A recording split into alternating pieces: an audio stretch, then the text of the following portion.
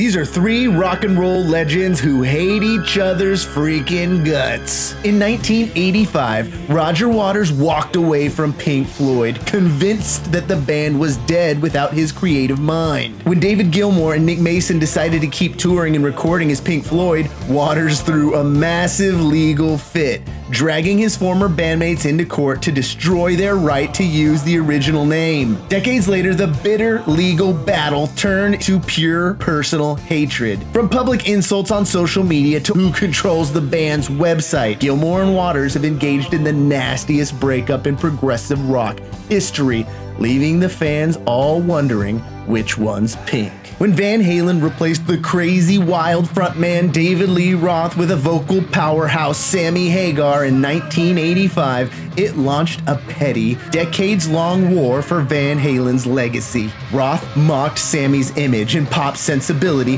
while Hagar constantly slammed Roth's vocal ability and circus-like stage antics. The absolute peak of the petty absurdity happened in 2002, when the two called a mutual truce, co-headlining the Sans Halen tour together. Instead of bonding, they traveled in separate buses, refused to speak to each other backstage, and engaged in a nightly dick-measuring contest over who got more applause, proving that time doesn't heal all wounds, it just makes rock stars pettier. But that's nothing compared to '83. Dave Mustaine was loaded onto the Greyhound bus and kicked out of Metallica before he even woke up from his drunken stupor. Fueled by unhinged rage, Mustaine formed a new band called Megadeth.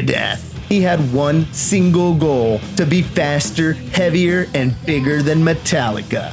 Mustaine went on to sell over 30 million albums and became a metal god, but no matter how much success he achieved, he remained consumed by the shadow of his former band, who was constantly going further, farther, and faster.